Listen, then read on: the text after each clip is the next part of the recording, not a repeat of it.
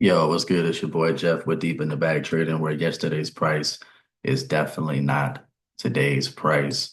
And I am doing today's edition of our weekly bag talk session. Anybody that's in my trading group knows that I actually did a bag talk session last night, but I recorded it without sound. Yeah, I spent about 40 minutes talking to myself and went on ahead and posted it to YouTube and figured out that it had no sound. I promise I'm a smart guy, guys. I promise. But anyway, I'm gonna go ahead and get started, man. We're gonna go ahead and dive right into it. Some of the pairs that I want to cover are, of course, XRP. I think that's the one that everybody wants to listen in on. Bitcoin, we have a pretty good setup going on right now for Bitcoin, where we're kind of waiting this pullback out, and of course we're gonna look at US 30, Nasdaq, and of course gold as well. So let's just go ahead and get started with XRP right off the riff. So XRP. Anybody is in my trading group knows I've been calling a ton or I've been talking a ton about XRP lately. And the main thing about XRP that we are looking at now is that now that we are beyond if you look at the monthly, you have to actually look at the monthly chart because it's been so long since we've actually been there. But if you look at the monthly, you can see that there were key levels. Oh, a minute. There we go. All right. So yeah, there were key levels that we had to break around the 1.92, 1.98 mark, basically $2. The next key resistance is the 249 mark, and we absolutely smashed those targets. Anybody that's in my group knows that I called XRP around like the 17th of November when it was $1.05. And these targets were part of those, or these resistance levels were part of those targets. And 250 was the most recent level that we cleared. Now that we're over 250, I see a clear path towards 332, but it's not going to come without a few pullbacks here and there. Remember, anything that we trade, nothing's going to go straight up and nothing's going to go straight down. There's always going to be a move, consolidation, a move, and consolidation. So let's take a look at what's going on right now. If we look at I'm going to switch this to dark mode because I don't know why I even had it on. I switch back and forth between dark and light, but I'm feeling kind of dark today. If we look at the dark, or if we sorry, if we look at the daily, what we currently have is, I mean, it's a pretty fundamental pattern. You know, like I said, we have moves, then we had a flag here, a bullish flag, or a pennant, if you want to call it a pennant, a move, and a pennant. And right now, I'm looking for the same thing, um, except there's not any signs that this is going to slow down anytime soon. If I look at my magic breakout indicator, I'm going to drop that link in the description, and I plan on doing a video on that indicator a little bit later. But if I look at the magic breakout indicator that I use sometimes, it features these bands that kind of function like Bollinger Bands. And normally when we're outside of these bands, it could kind of mean that we're at a point where we are overbought, but it's not always 100% accurate. Usually the way I treat it is that we tend to have one or two more large pushes before we get a massive rejection. And that's exactly what I'm expecting. So I'm expecting us to hit the 332 level at some point, honestly, between today and the end of the week, if not tomorrow. But just know that level is probably going to come with a massive rejection. Massive rejection. There are a lot of people, okay? There are a lot of people that bought XRP in 2017 at this level, okay? So there's a lot of liquidity up here. And the concept is now that we are above this level, as long as XRP is able to withhold, I want to say the 250 line, but no lower than the $2 line. Let's look at the 1 hour so you can really kind of see the levels that I'm talking about. If we look at the 1 hour, and I'm gonna get these, I got so many like lines drawn and stuff. But if we look at the 1 hour, I would say that it has to hold, and you can see where it got caught up here at the 250 level. It has to hold this level, okay? At the minimum, at the minimum below that, it would have to hold, I would say the 214 to 220 level. If it breaks below this level and this level, I would consider that a break of structure. But that's not to say that a pullback is not going to happen. So a pullback should be expected to retest this level. If not, we could immediately start targeting the 332 level. But I say let's wait for an engulfing to show up on the 1 hour to show us that it's time to push up to that 332 level. But it's coming. Just be patient. It's coming. Um, Anybody that's in my group, I think we've got current buys going from anywhere from $1.05, and I think the last one that I called was around the 1.8 level or so, up to the first target of 225 and up. So you're safe at this moment. But if you're looking for new entries, I would honestly say wait for a pullback, wait for us to find support, hopefully around the 250 area, and then look for buys at that point if we see a reaction from that level.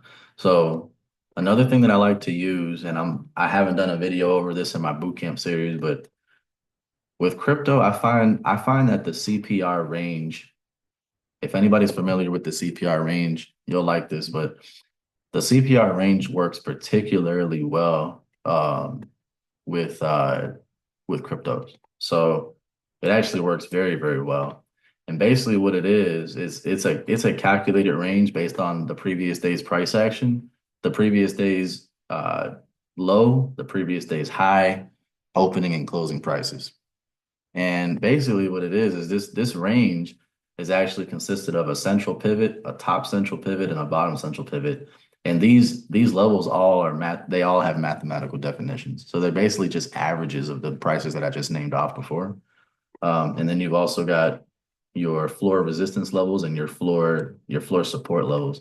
So what I find is that crypto, for I guess for whatever reason, more than anything else, it likes to follow this CPR range.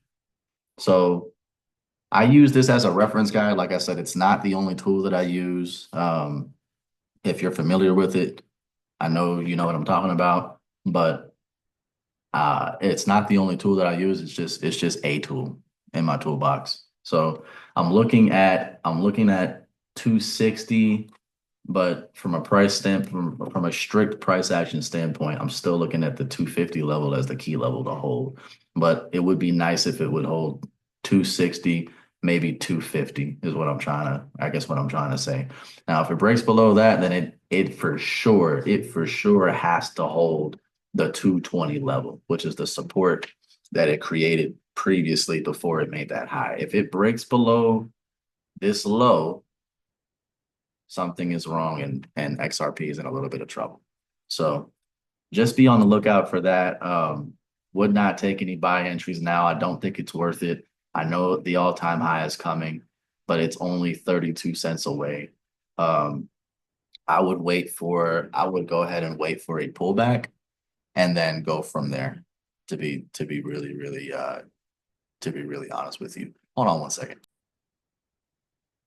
My bad. I had to check something real quick. Uh, if you are still in the buys from either the 1.8 level that I called a few days ago, or what day was it? I think it was sometime around Thanksgiving. I think it was Thanksgiving night that I called buys from the 188 or something like that level.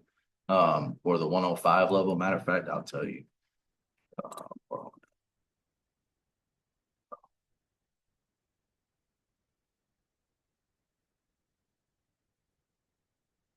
The XRP, this XRP.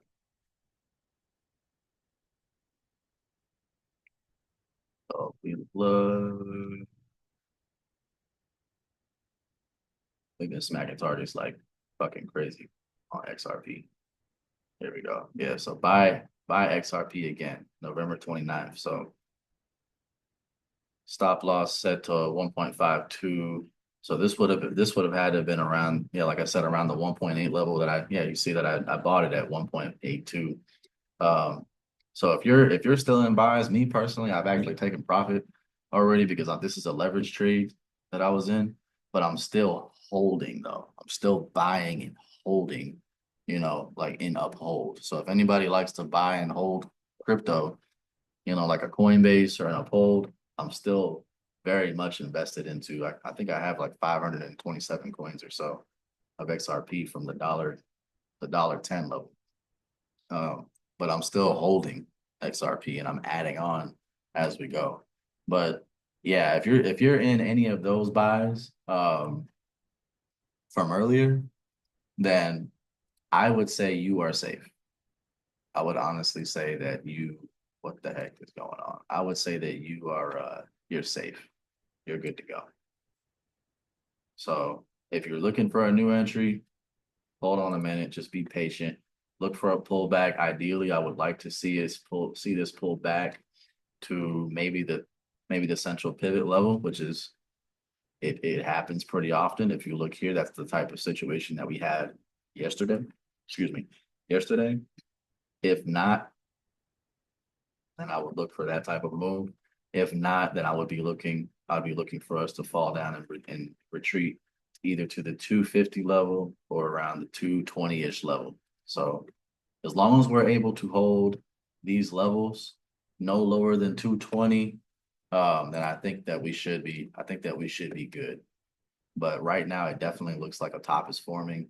We've got the MACD sell coming through on the 1 hour. Not a good time to buy, in my opinion. It is not worth it. Okay. Not if you're trying to get in from here. If you're trying to get in, buy and hold, that's worth it. But if you're trying to get in and in a leverage trade where you're gonna make a quick profit and get out, I think it's worth waiting for the pullback for a better position so you can take maximum advantage. Let's take a look at Bitcoin. Bitcoin was one that I had covered on yesterday when I tried to do this yesterday, but like I said, my sound was muted because I'm kind of an idiot. But Bitcoin right now is in the middle of a pullback. Okay. And if anybody knows, when Bitcoin pulls back, it pulls back. It pulls back. Okay. If we look on the daily, I've already talked about this with my team. If we look at the daily, what I see here is that we have a clear resistance level between 97,300 and 99,000. I'd say around 98,000. Okay, so this area here is where we have our resistance, and this area here is where we have our support, up to about 91,000, 92,000 is where our support level is. Clear as day. If you looked at Back Talk last week, we were actually somewhere, it was Friday, so we were up here. And what I was looking for was for this move to happen. What I was looking for was for this move to happen, and it did happen. And then I actually had called buys close to this level as we were rejecting daily support. And we actually did okay on those buys. We did not do okay with the buys that we were calling at these levels because we were steadily seeing rejections up here. I think we had one buy where we were able to take advantage and we got up to about almost 99,000. That was one of our targets. But we were quickly rejected. So we were just testing the waters. I was just testing the waters with those buys, but I saw that what I saw was that over this entire course of time, Bitcoin is struggling to get above that level. So what I am saying is going to happen, what I believe is going to happen from here is that we need to see Bitcoin pull back to the 91,500 to $92,000 area and hold a consolidation pattern in this range. If it cannot hold that level and it breaks below, I would say the $88,000 level below this order block, I wouldn't say Bitcoin's in trouble because there's one more support. If you look, there's one more support that we have to try to see if we get a reaction to, and that's the 50-day EMA. Okay. The 50-day EMA is normally a strong support for Bitcoin when it's on these runs. If it comes back down to the 50-day EMA and we see a reaction, we could potentially be looking for us to break back. That'd be pretty close to this support level or to this resistance level. So I wouldn't necessarily jump on it then, because then you'd be fighting this level here. If we see a reaction, wait for the push above that level, above the $92,000 level. If we break below 88,000 and we fall down to around 84 or so, where the EMA should converge and meet us, if we respect that level, I would be looking for us to break back above 92 to validate the fact that we are going to at least push back up to the 96 to $98,000 level. Then it's just a matter of time. It's going to be, if we fall down here, it's going to be a series of steps that we have to go through to secure confidence that this is going to push above 100,000. That's the main thing. The $100,000 level, like I said last week, is a round number. It's a very significant figure. A lot of traders, a lot of long-time holders probably took profit at that level. Or not long-time holders, but a lot of mid-tier holders probably took profit around that level. And that's why we're seeing this consolidation or this pullback, which I hope leads to some consolidation, which means that we would hold support close to that level. Okay, I don't want to see an all-out breakdown on Bitcoin. But what would happen though if we broke below this 85,000 or so level, below that 50-day EMA? We've already got the sell signal coming in from the daily MACD. Okay, what you need to take note of, and it's nice to be positive, and I know there's a party going on with Bitcoin and crypto, but you also have to be realistic as well. Okay, let's not forget that this $74,000 level, this top, okay, after we broke this high, it didn't matter how far we went up. We had to come back and test these levels, and we did, okay? And when it pulled back, when Bitcoin pulled back, it fucking pulled back, okay? We fell from $70,000 to $48,000 in how many days? How long did it take? It took a week, okay? It took a week for Bitcoin to fall from 70 to just about, I'll just say 50,000. So $20,000, we lost $20,000 in a week. That's like 30% of 70,000 or so, right? So be aware that when Bitcoin pulls back, it pulls back and it's not forgiving. It can be very vicious, but that does not mean that it's going to sell off.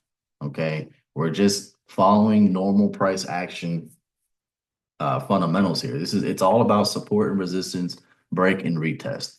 The trend up forever cannot go, or the trend up cannot, it can't go on forever. It just can't. So what we're seeing is exactly that. I mean, it's at a level. We want it to come down and respect this level here at 92,000. If it doesn't, then we're looking for it to break below and close, but hopefully respect the 50. If it doesn't, then that is probably a confirmed sell signal down to 75,000 or so, which in my opinion is not a bad thing. Okay, it's not the end of the world. What it means is that you're about to get some really good entries. Okay, not only on Bitcoin, but if this happens for Bitcoin, then think about the implications that it's going to have on the other cryptos as well. XRP, Ethereum, Solana, all of these cryptos follow Bitcoin. Okay, most of the time, not all of the time, but 80% of the time, when Bitcoin pulls back, everything else kind of pulls back a little bit with it. So you're going to get better entries over time on these cryptos. You're going to see some serious discounts if this type of pattern continues. And I'm honestly looking forward to it, because right now I'm not really in the mood to buy Bitcoin above this level. Unless I see significant price action that shows me that we are holding support around this level here, then I will feel confident with getting in more buys to take us over the $100,000 level, but we have to be cautious. I know it's exciting. I know it's a great time right now. Everybody's fucking celebrating and shit. Hell, I'm celebrating over XRP, but we have to be realistic. And I think, as a mentor, I got to be responsible and tell you guys that pullbacks happen. Okay. I'd be wrong if I told you that this was going to keep on going forever and ever and ever. No, the market needs to correct. It needs to correct, point blank, period. If we look at the Stoch, let's look at the Stoch real quick. I'm curious to see where the Stoch is at. So previously we were in the overbought level.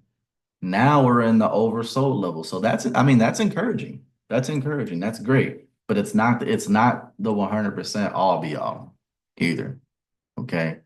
Let's look for price to come down to support, reject. If it comes down to support and we're still in the oversold level, and then the MACD's showing us that we have a pending buy, kind of like we were getting when I say pending buy on the MACD, I mean something like this. When the histogram is fading to the upside, that typically means that a buy is coming. Just like you saw here.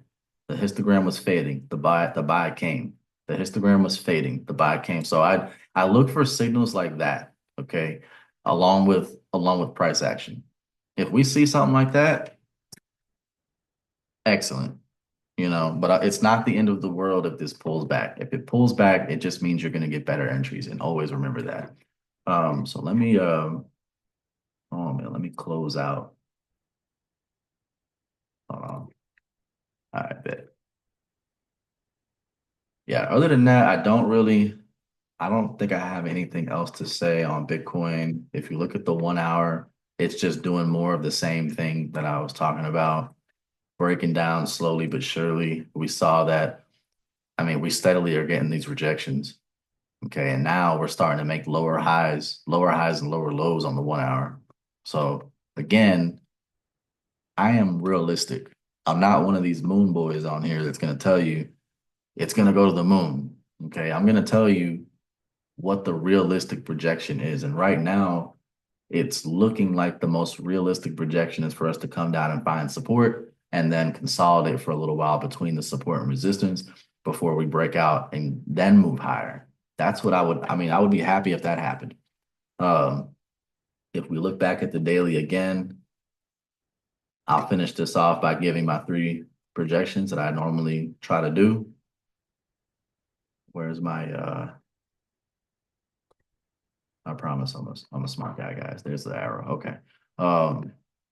So I normally do 3 projections. Again, this would be projection number 1, where we find support and then maybe consolidate somewhere up here for a little while before finally breaking through, retesting support or converted support from being a resistance and then moving higher. Okay. That would be projection number 1. Does not mean it's the most likely though. Projection number 2, we close below major support here, or not major, but it's semi-major at 92,000. We close below, but we do find support at, this is what I would consider a major support, the 50-day EMA for Bitcoin. We retest that order block. We consolidate until we finally push through, break above, and then move higher. While, the same thing happening here, sorry. So always when you hit a resistance level, there's gonna be some type of hiccup or hang up. So a little bit of consolidation and then a move. Okay, that's projection number 2. Projection number 3.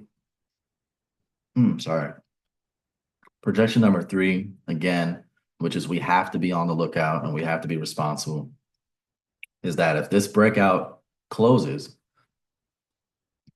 if this breakout not closes, if this breakout happens, this breakdown happens below that support and we retest that order block, but we fail to clear this level and we steadily see rejections at this level,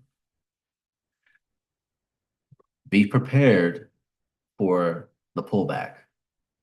That's all I'm saying. Just be prepared for the pullback. I'm trying to give you the real shit so that way you don't shit your pants when it happens. Okay. So hey, Jeff told you, Jeff told you that this might happen. So don't shit your pants. Just buy some more Bitcoin. That's it. Because it's gonna come back. It's gonna come back. Okay. And then we'll be ready to come back up to this level. Once we see a rejection at this level here, I'd say we fall down to around the $75,000 level or so. We'd be ready to take on some massive buys back up to the $100,000 level, hopefully. So those are my projections right now. Of course, there's also I've got two mid-tier projections, an extreme projection in the sell side, and then of course there's always the projection that something crazy happens. But remember, price action is king. Okay. If we break above that resistance level, look for the retest, look for the buy. That's it. All right. Well, that's Bitcoin. XRP is looking nice right now. So hopefully we get that one last push. It looks like it's trying to give us that one last push up to the high tonight, maybe between tonight and tomorrow, or by the end of the week, we see 332. If not, we definitely should see it by the end of December. I'm pretty confident in that. Let's look at gold. So gold, I think, has, besides Bitcoin, probably been my best setup between, I think, last week and now. So if anybody watched Bag Talk from last week, we had some beautiful, beautiful sell projections for gold. Matter of fact, if we look at the daily, I will show you exactly what I mean. So Friday last week, or Friday, was it no, Friday, well, now it's the week before last. So Friday, the week before last, we had closed above that order block back from September at 2682. And I was already looking at a potential head and shoulders pattern to form on the daily. Didn't get the exact, symmetric head and shoulders that we all try to look for, but it's still a head and shoulders though, because once you break above this level, you still have to clear this resistance level and this resistance level to invalidate the head and shoulders pattern. Okay. We did break above, but coming into the week on Sunday when I did my bag talk, I gave two projections for gold. Okay. The first projection that I gave was to come down to this level and potentially find support and continue the move upwards. Okay. That was the first projection. Unlikely, but still a possibility, right? Second projection, right? And this is, again, it's all about support and resistance.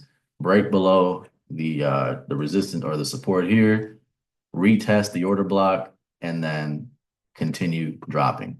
And that's exactly what gold has done, is it opened up the week with a massive, massive pullback. Okay. Hit our target levels around the 2635 area. If anybody's in my group, they know that last week. Matter of fact, I'll go ahead and find it. Yeah, I called two sells for gold so far. Maybe even three. This was the 27th that I called. Where the heck are you? Oh, there you go. So yeah, I called gold. This was the first one, I believe, oh no, this is the second one. So if we look at the first one, where you at? Come here. So the 25th, we had called gold. We called a sell on gold. On gold 20, watch 2620 is a key level. This would have had to been up from up higher. So 2670 would have been our stop loss. The main targets was like 2600 and below. Okay. So if we look at the 25th at 1026, where was we at? I don't know why my shit keep doing this. Hold on. The 25th at 1026. So it was during that candle.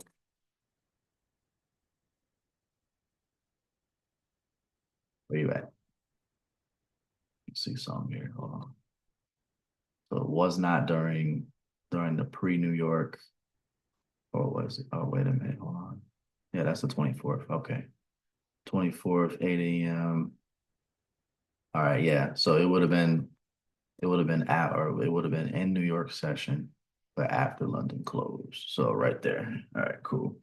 Yeah. So I was calling sales around this area here, and I'm trying to understand. I always have to go back and look. Oh, that's why I called sales. Okay. So yeah, I have a New York indicator that I created based on the opening candle for New York. And once you break below that range created by the opening candle, sells happen. So that's probably why I ended up calling that sell. I mean, it would have had to have been. It's been almost 2 weeks now, so I can't really remember, but that would have been it. So got the sell signal from the 15 minute, got the breakdown below the zone, and we started selling. We started selling like fucking hotcakes on fucking gold. Doesn't exactly hit our target just yet. Okay. It actually came down to 2605. But I mean, the target was 2600. So by all means, this was a very successful trade on gold, extremely successful. Um, we look at the second entry. The second entry, I can tell you now, came from this area, I believe. So we got up to here around 2656 or so. I called another sell, and I think you guys saw it. Okay, another sell for gold with the stop loss at 2670. If I look, yeah, see, there's two cells in here that I called.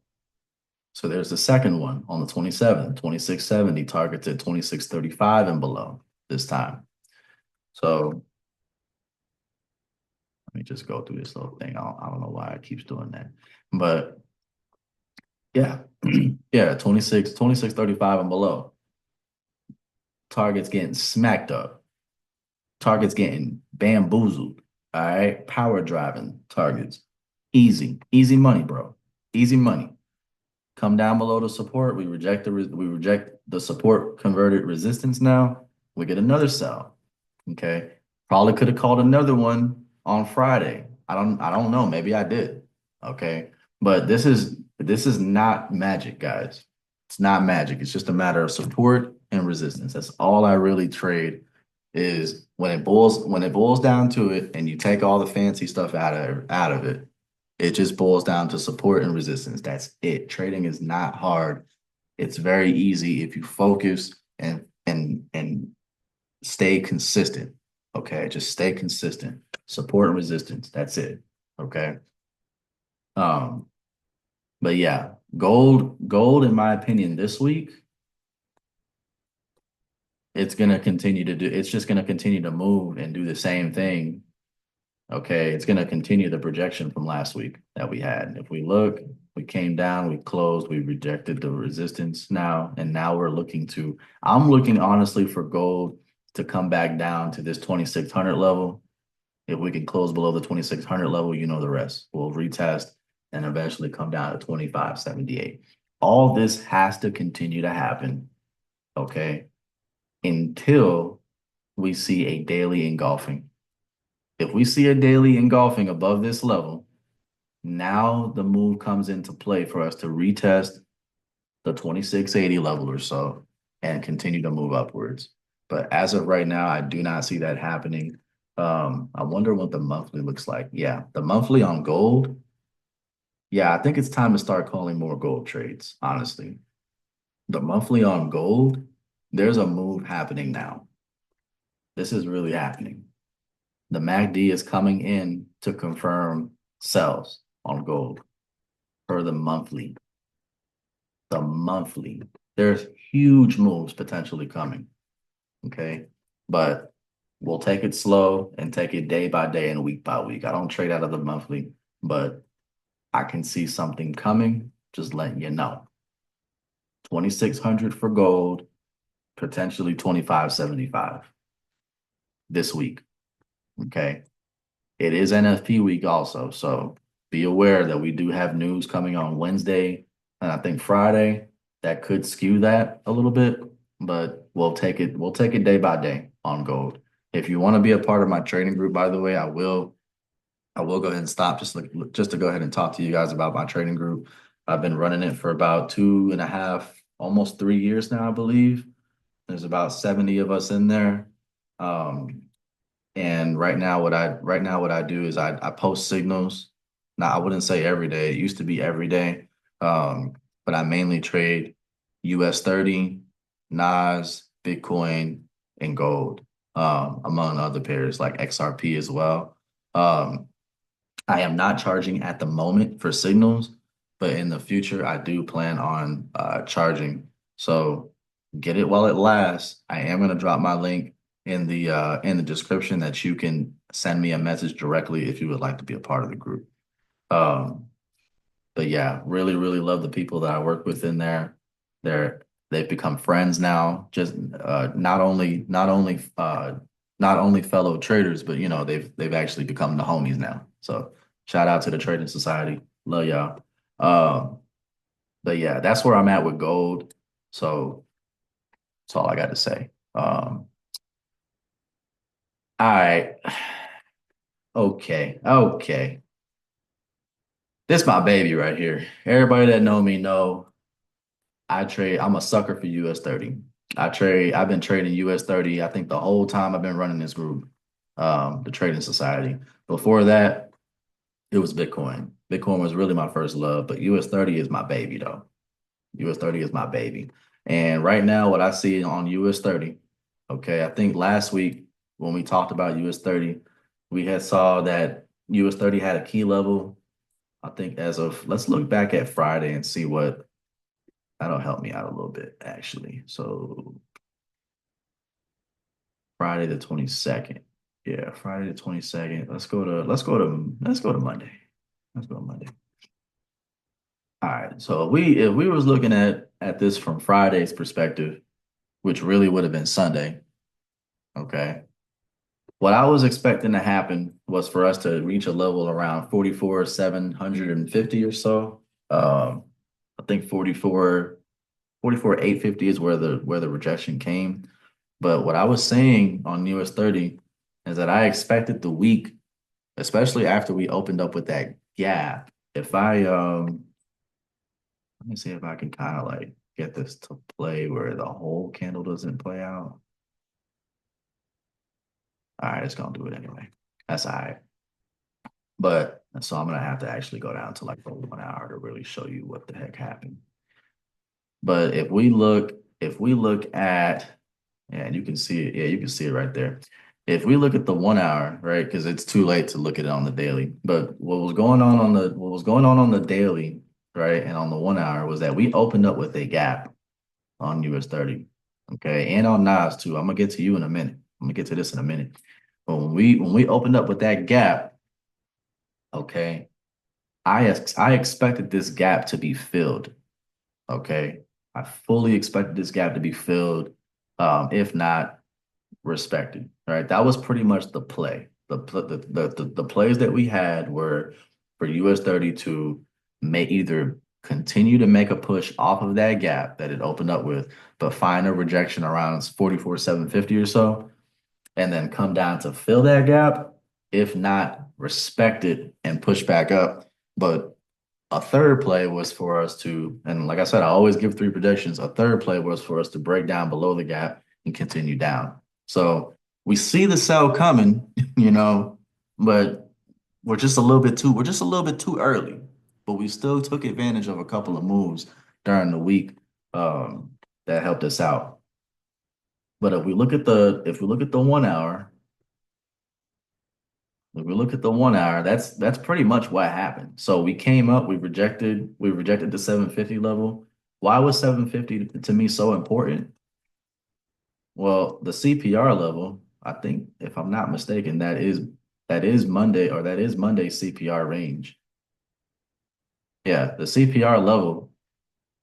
I love using these floor pivots. These floor pivots are always significant. Okay. The third floor pivot is usually the max extension for the day. Okay. It's not always like that, but it can be treated like that. I don't typically like to trade beyond that level, but we saw the rejection during New York. So what happened for US 30 is we opened up the week for Asia and London, pushing up. At least we had some consolidation. London opened up at 2 in the morning our time, or Central Time. and we got to push up during the high volume sessions, which I considered New York and London. New York, we got to push up, but look what happened during the New York Open. Okay, during the candle, we rejected 44,750. Okay, immediately started dropping. So that was a sell that I remember calling. Okay, or if I didn't call it, I made sure that that my team was aware that it was in the bag talk session, so we knew of that level. Okay, but that was a sell. What happened? We never came down though to retest the gap.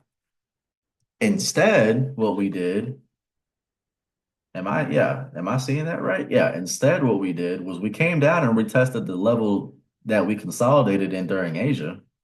Okay. So that's fair. That's fair. Okay. We tested the consolidation level during Asia, but we never tested the gap. So this whole entire time, I'm waiting for the sell to happen. I'm looking for sells. I mean, I see the buys happening, and I think we might have took advantage of a couple of buys. Let me see what happened with US 30. Hold on, because I know it was a mixed bag this past week with US 30. I ain't gonna lie. It was a mixed bag. Um, oh, oh,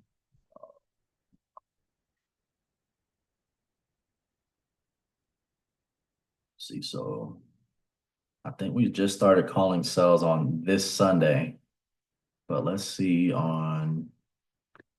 Yeah, see, we got a couple of TP smacked. See, yeah, selling US 30 early. Okay.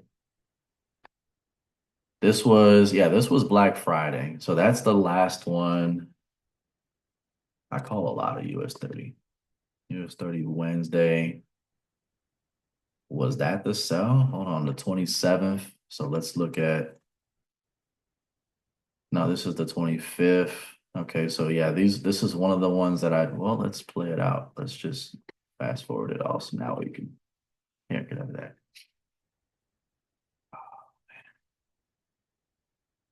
Close that out. This is the 29th. 20. Oh yeah, no, that's it. That's it. So if we look at the 27th, yeah, if we look at the 27th, 10:27 in the morning, I was calling sells. So let's look at what happened.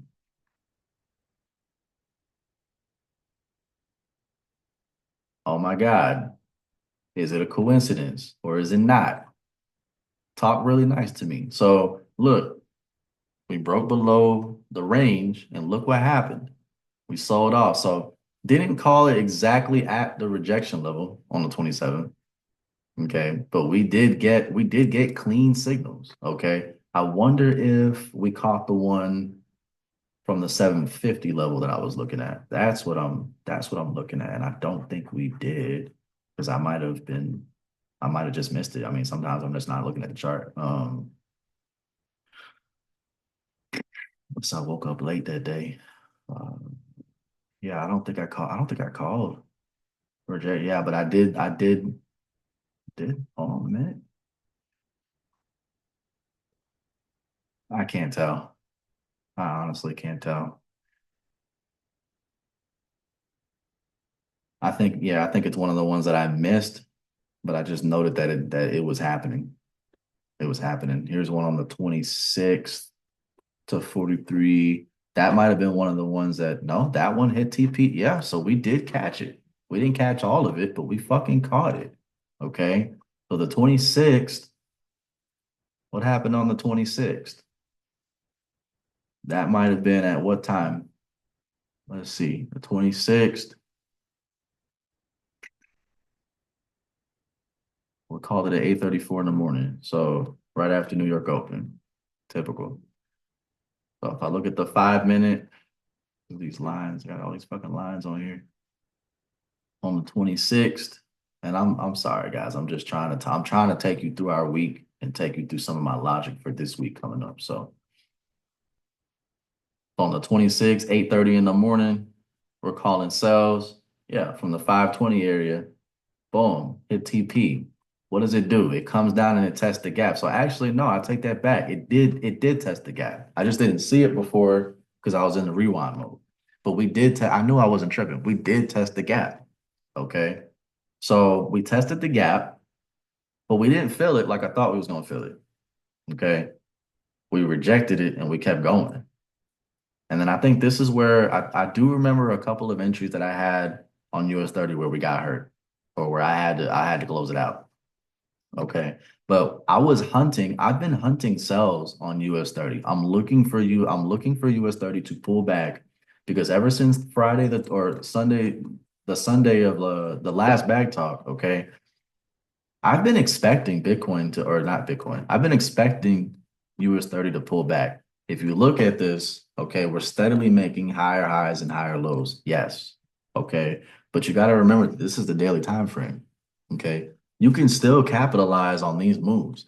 I wouldn't say that it's a good or a bad idea. It depends on what kind of trader you are. But somebody like me that has experience with US 30, and this is definitely my pair, I know how to trade this. Okay. Sell signals on the MACD coming in. That brings us to this week. All right. I talked about this yesterday on my back talk, but Bonehead over here didn't have his mic on. So that brings us to this week. All right. This week, we closed out Friday around 40, 44,950 or so. But the main thing, if you look back, I called sells on Friday. Why did I call sells on Friday? Why was I looking at sales on Friday the 29th at 12:53 in the morning? Okay, I don't think those ones hurt us. Okay, or actually, I might have closed them early. I think I might have said close them. But Friday to end the session, here we go. Bam, re-enter sales now. Remember, the day ended early on Friday because of Black Friday. The market closed at 12 o'clock our time or Central Time on Friday. Okay. Why did I do that? Because 45,000 is a significant figure and it got rejected just as I expected it would. Just as I expected. Typical. Just typical. Okay. Got up to around the 45,065 level. Massive rejection. Okay. That's when I was kicking myself. Okay. And saying, or I think I was kicking myself around up here because I called a sell earlier. I was already looking for the sell on the daily.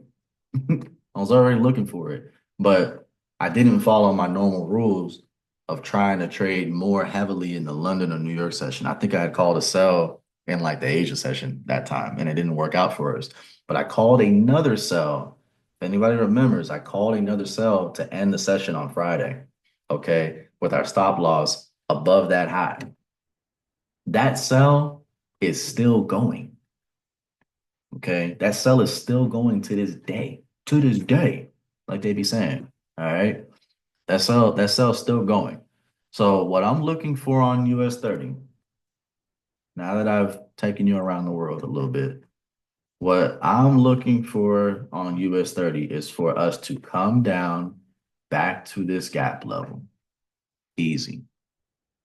Easy. Matter of fact, I might just go ahead and no, I'm gonna wait. I'm gonna wait because I'm not in a sell now. I was in the earlier sell to open up the week because I've already called actually it's two sells now.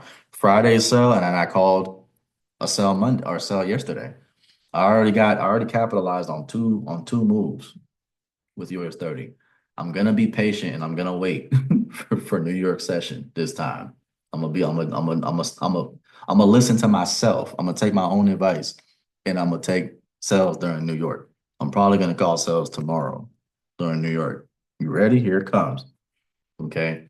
I'm looking for US 30 to come down and fill that area and come down and respect that gap. That is the play this week. All right.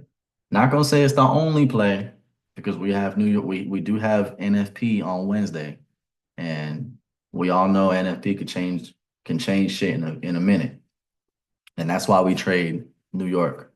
Okay, because the NFP is gonna report before New York opens anyway. That's gonna tell us a lot. But yeah, this is the play right here. This is the only play that I have right now. Okay. If it pushes up during New York, if I get a buy signal during New York, okay, then we retest the $45,000 level again. Okay. But I don't think it's worth it to take that trade because it's just not enough. The risk to reward for me is it's just not enough. Okay. I think the play right now is to take sells with your stops above the $45,000 level. If that's a little bit too deep, maybe 44,900 or so. Okay. Um, and then take those cells back down to the gap level. Look for us to finally fill that gap that has not been filled yet. Okay. Since the 25th to finally fill that gap. And then we can look for other moves. We could fill the gap. We could close. We can come back and close above the gap.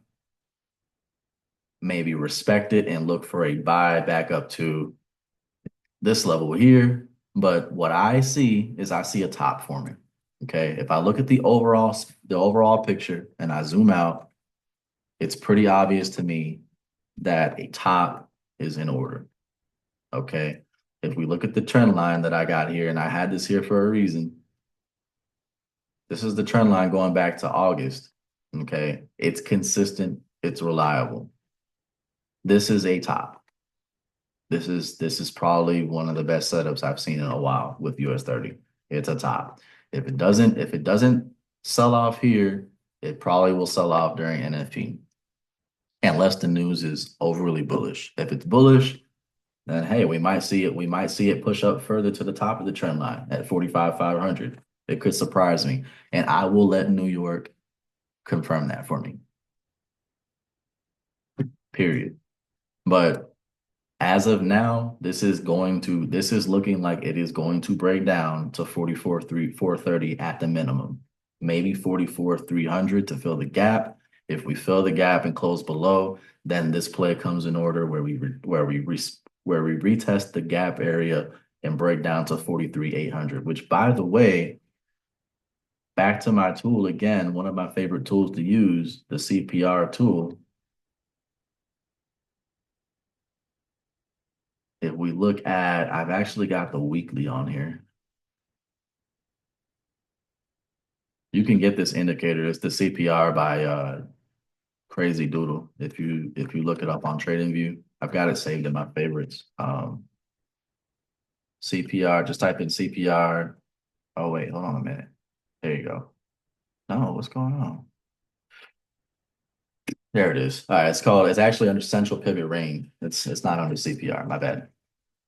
But central pivot range by Crazy Doodle. And there's a bunch of variants of that CPR, but I think this is the most useful one for me. It's set up nice. All I do is I just change my colors. I change my TC and BC to be the same color, my PC, my pivot point to be one color. And then my support and resistances, I've got them marked as green and red. Those are my floor support and floor resistances. I've got them marked in green and red, red for resistance, green for support.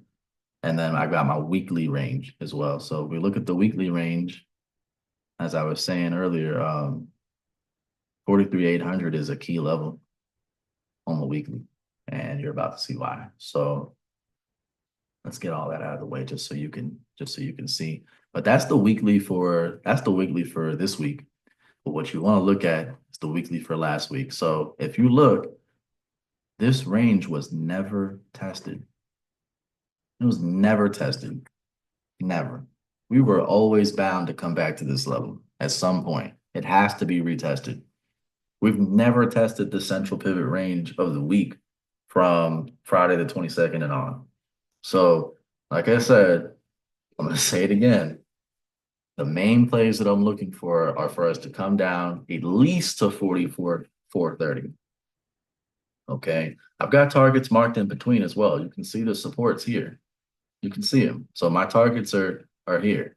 But anybody that's in my group knows that we've had, I think the latest one, see what the latest sell is. US 30 sales picking up momentum. So I would have called it. We already smacked 1 TP at 880.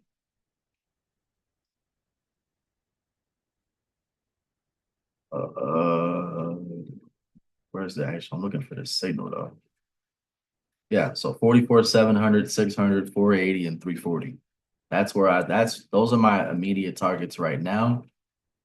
480 being the level that I look that's in the area of the gap. Okay. It doesn't have to be exact. It could be close.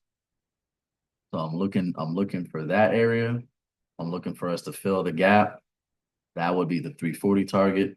And I still haven't even named off the targets from after that. So the next target afterward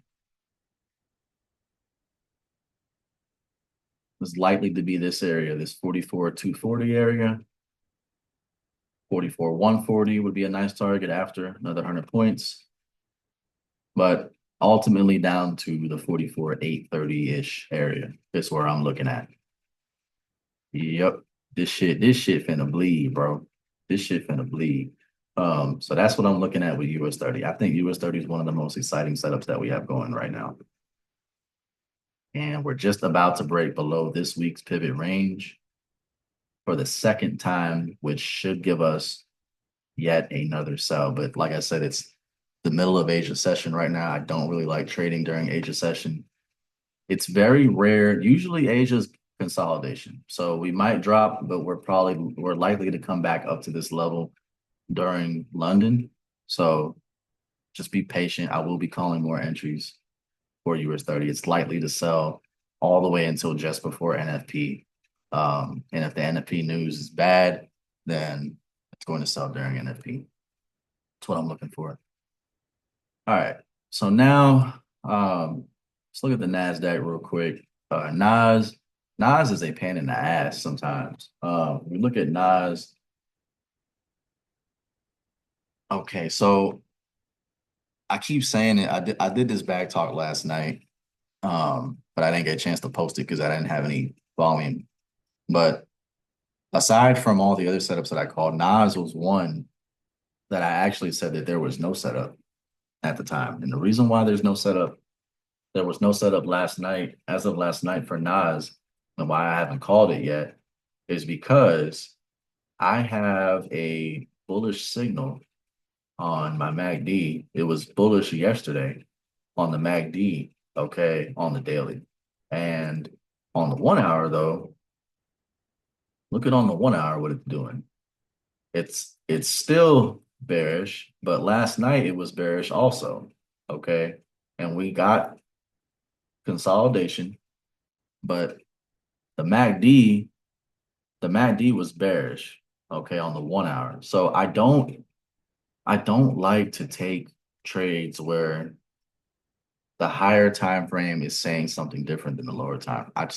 It just does not sit well with me. So when I try to do that, it's like I see success like 50% of the time. The other 50% of the time, I get burned. So if I would have called a sell last night because I'm looking at the fact that the 1 hour, you know, is selling, but the daily is a bullish signal on the MACD, we would have got burned. And it doesn't take away from the fact that there still was no setup. And the reason why I say that there was no setup is because at this point in time, we were still below this resistance level, this rejection level, okay? And this rejection level actually was a play that I had called the week before off of this rejection level. I was looking at the fact that we were going to potentially make a lower high on NAS, and we did. I remember calling us last week where we came down to around the 630 level. Matter of fact, if I look, because I know I did call buys as well after that, or I may have. I really don't freaking remember. But if we look, let's see here. Yeah, I called Nas. Okay, it's just it was one of those trades that it took a long time for us to actually hit our targets. I don't think I called Nas and the levels were 2700, 2630 and below. Okay, we ended up hitting TP1 and TP2, but we did not hit, we did not hit, let's see, yeah, we did not hit TP until Wednesday. It took us 2 days to get there. Okay, so if we look, I called it Monday. I called it Monday. Okay, got close. We got close. All right, we got real fucking close on Monday. Almost got that shit. And then we just couldn't get there and we rejected and we ended up bouncing back up and all of a sudden it looks like we're going to buy again. But I remember being patient. I remember people getting worried and I was like, just be patient. I think US 30 was one that we were in a sell and we got in early and I think somebody had asked me, should I hold it? And I said to hold it and we ended up getting burned on that one trade. That was the one trade that I remember getting burned on. But after that, we called more sells on US 30 and we've been doing well ever since. But Nas was one of those ones that I remember it came down to the level close.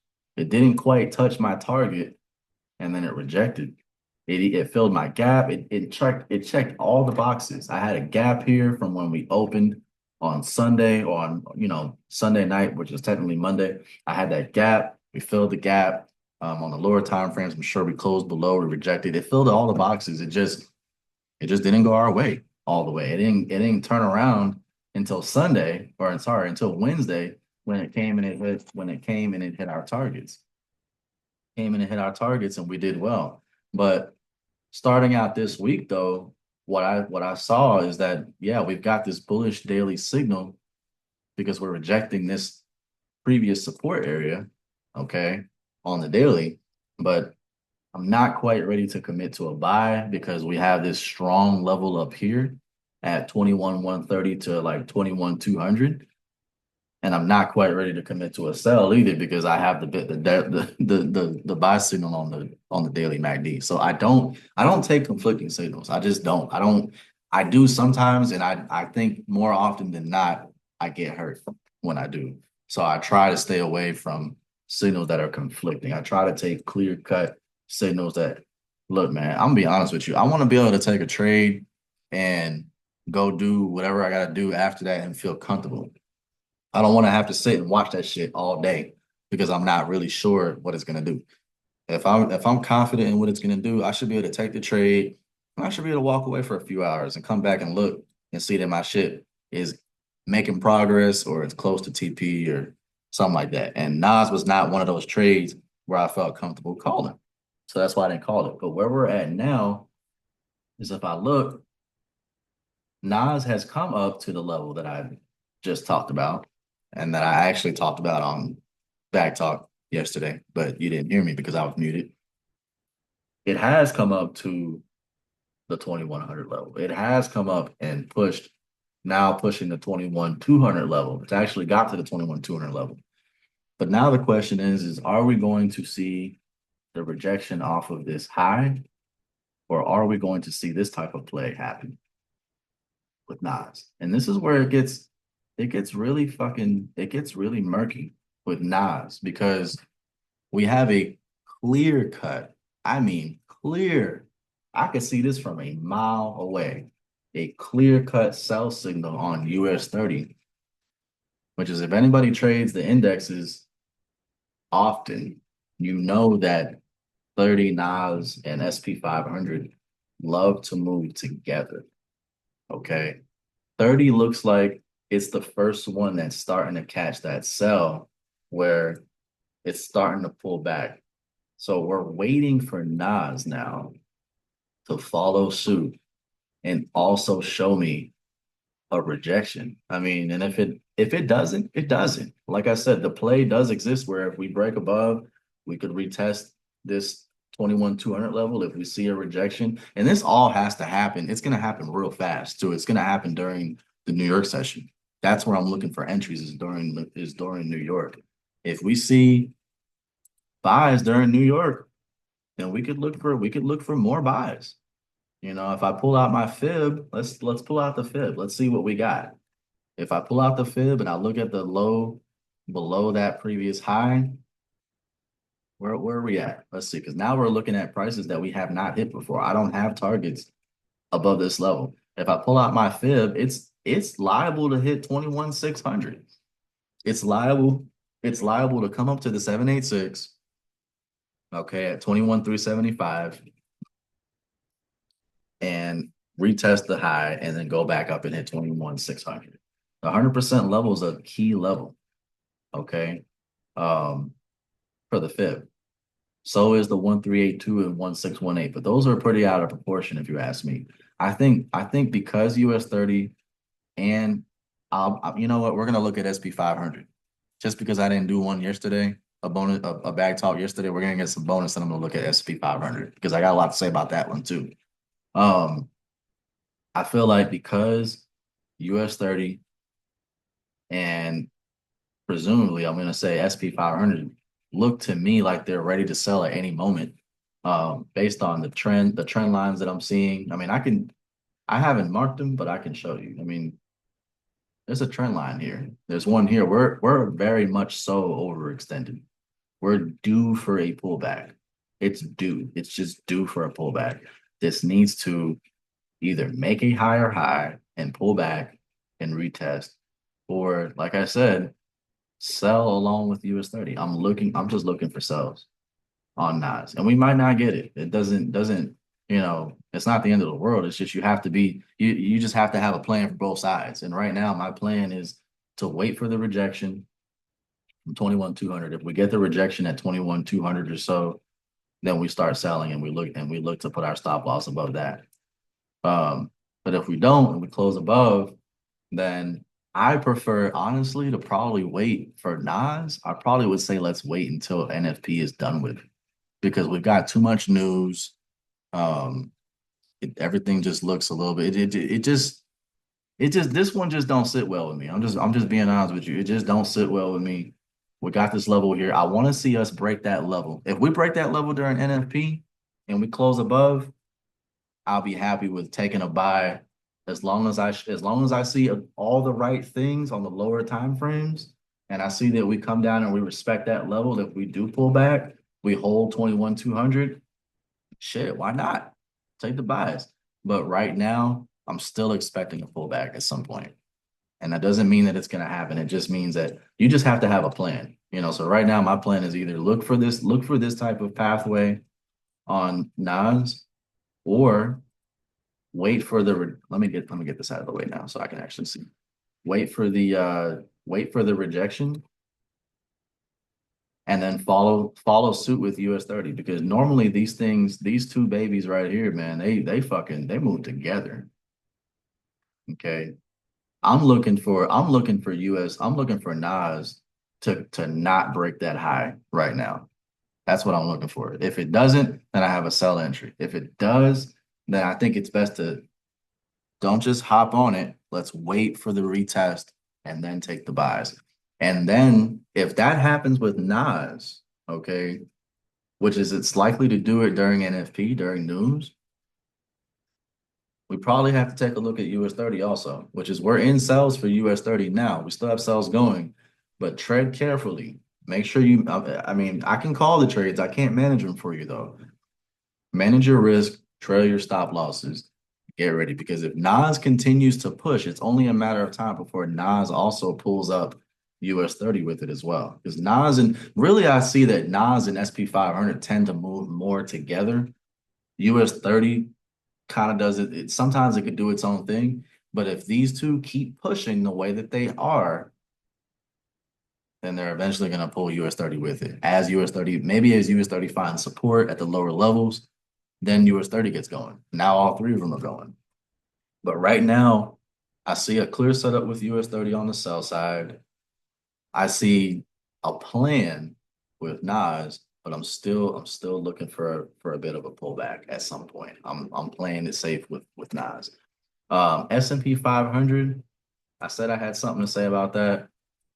Really a lot more of the same thing, okay, with SP 500. If we look at SP 500, it looks very similar, very, very similar to US 30, okay?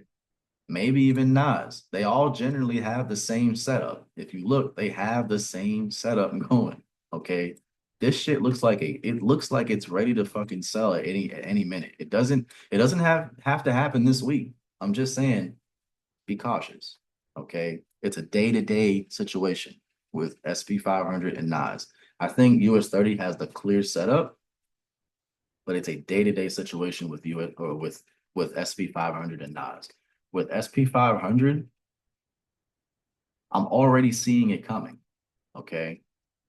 We almost had a divergence last time. Between this peak and this peak is almost a divergence.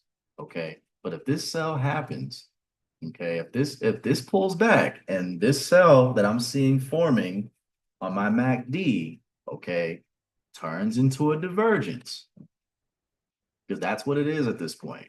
We've already made the higher high on SP 500. If that divergence forms on the daily, which will be confirmed by an engulfing to the downside, which will be confirmed by New York, which is why I take this day to day. I'm looking for a sell to pull us back at least down to the starting with the 6,026 level. Okay. Which is that would be considered a small pullback. But the real levels to look for are going to be if we break below. Let's pull out my because this is now an order block right here. It's a big order block, but it's an order block. Okay. That's an order block there. And you can see why we got hung up, because we were just trying to break that previous high from November 11th. If we break below this 6,026 level or so, if we are able to break below this order block, okay, and close below, we're going to pull back probably to around 58.71 or so. It's not impossible for SP 500 to do that right now. And I just think that we need to play it day by day and be aware that this is what's coming. If we pull out the where am I freaking where's my arts and crafts tools at, man? There we go.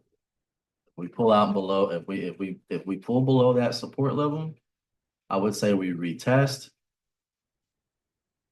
and we come down to find support at around 58.70. Okay.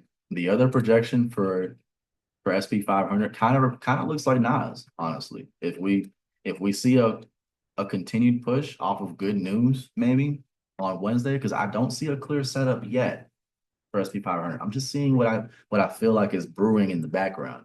Okay. I see a divergence forming on the MACD. We might get one final push. Okay. One final push up to the trend line, maybe the 6,100, maybe the 6,150 area. Okay. We see a push, and then eventually this has to pull back.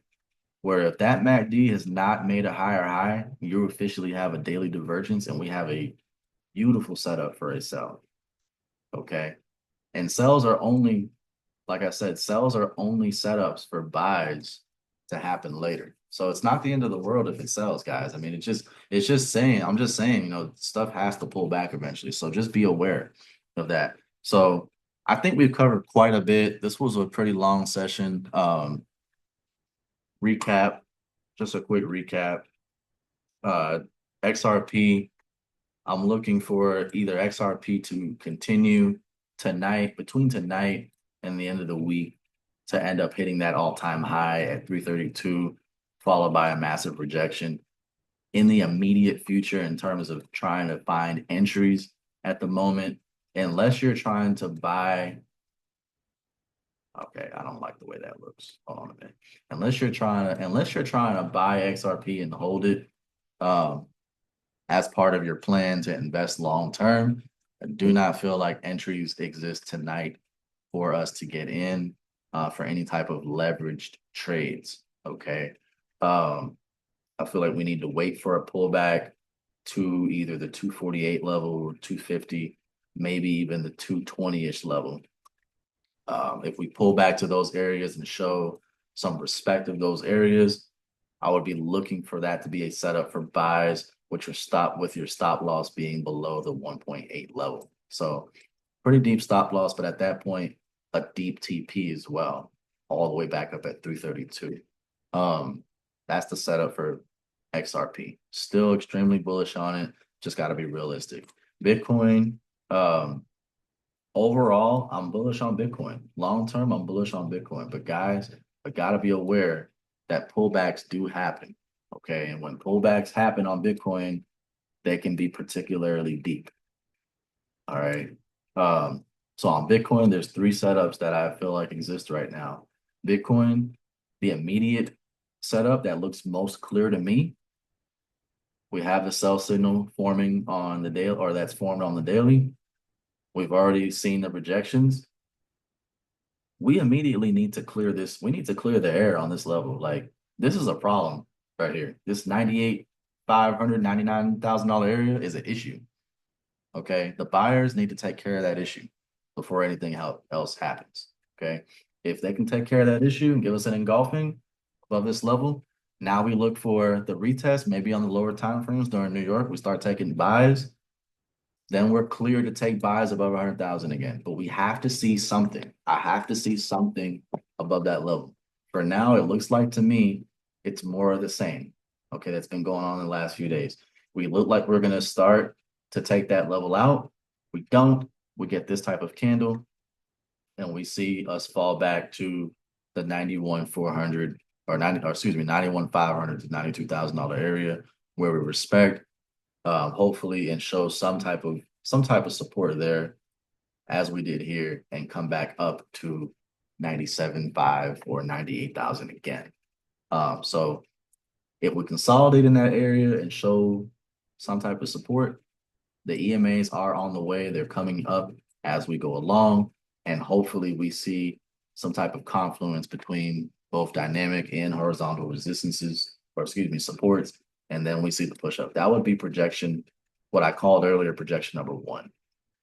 Okay. Projection 2 was to push down below that support area with a rejection, or with a respect at the 50-day EMA, respect of the order block above us, and then a continued push downward. This is like the worst case scenario. Okay. If we come down to this EMA and we cannot clear this level, Bitcoin might be in trouble in the immediate short term, just for now. Okay, it might have to pull back to 75,000 or so, which is, it's not a bad thing. Okay, it's not a terrible thing. It can pull back and give us a better entry. Okay, but it's still safe to say that we could come down and respect that level and buy off of the $92,000 area. We also could come down to 84, 85,000, come back above that level of resistance at 92,000, respect 92,000, and push up. The extreme case, though, does remain, and it's not impossible for us to break down, fail to clear back above the $92,000 area, and fall down to around 75K, maybe even 76, 77K. Not impossible. US 30 is a beautiful setup right now for a sell. Still keeping an open mind, though, with New York session. If we do see a buy, we could see continued retesting of that $45,000 area. I think I actually said it today that we was in a sell today. Yeah, a sell that I had called last night that we got in too early. And I told my team to go ahead and close it. But look for a rejection at 45,000. The rejection happened. It happened. So 45,000 remains a strong level for us to respect. We were unable to even clear the previous rejection. So that's what gave way to even more sells. Okay, so I'm still heavily bearish on US 30 right now until we're able to come back down to the 44,420 area or the 44,320 area and close the gap. If we do close the gap and break below, but fail to break back above that area again to show some level of bullish reversal, then we're probably going to be selling back down to the 43,800 area or so, okay, in the next few days. That's what I'm looking at on US 30. the extreme opposite case that could happen, because US 30 has been known to do some weird shit. If New York opens up and we see a buy entry, we immediately target the $45,000 area, maybe 45,050. But I'd be very cautious in taking that type of setup. As a matter of fact, if I see that, I might just decide to wait for news, seriously, because at that point, it's like, all right, are we gonna break that level? If we break that level and hold 45,000, okay, then maybe we're headed up to touch this trend at around 45,500. Maybe. Okay, but for now, the immediate setups look like to me we're gonna break down and fill this area back to 420 or so. So pretty good sell setup. Nas, Nas is a bit murky right now. It's not always going to be a clear setup. But it looks like to me we may, like as of right now, what it looks like on the 1 hour, like I said, we have the sell setup on the MACD. It looks like we're sitting right at this resistance level that I marked. Looking for us to show a sell anytime now. Looking for us to start breaking down at any minute now, man. If we don't, though, New York, and this holds through the night, New York comes in and pushes us up even more, then maybe we get a break above this level, a retest of 21,200, and we continue on up towards the fib levels that I mentioned, 40 or 21,375 and 21,600 or so. But that would have to come with good news, I feel like, as well. So I'm very cautious on taking buys on Nas right now. I feel like it's a bit overextended in my opinion. I want to see something amazing happen. I want to see a buy above this level, clear buy, and then a retest of that level for me to take buys. But for now, I think sells are imminent on Nas. It's just a matter of when and where. Because I feel like here is the time, but the signals are just my MACDs, my oscillators are just not giving me those type of vibes right now. So I'm waiting it out. Especially with NFP, it's best to just wait it out. SP 500, kind of the same story, but we do have a divergence starting to form, meaning where the oscillator is making a lower high, but price is actually set up. It's already made a higher high. If this candle can break down back down to this level, if it breaks down today back to this level and we don't catch it, you probably missed the best sell opportunity for SP 500. But the second sell opportunities and third sell opportunities are gonna come in the days to follow, with confirmation during the New York session. Okay, so look for this divergence to finally confirm. Okay, if not, then maybe we do get the thrust up towards the trend line. But be aware, 6150, 6170, it's starting to get about time. Okay, according to our trend line, it's starting to get about time for sells to happen. I would say the highest this thing goes is about 6,200. Okay, before we finally see this breakdown and give us the sell back to 6,020 at minimum. Okay, from that level. And if we were to break down here, I'll be looking for us to break down below that resistance, below 6,000. Okay. All right. It's pretty much all I got. And then gold, I think, is a straightforward breakdown.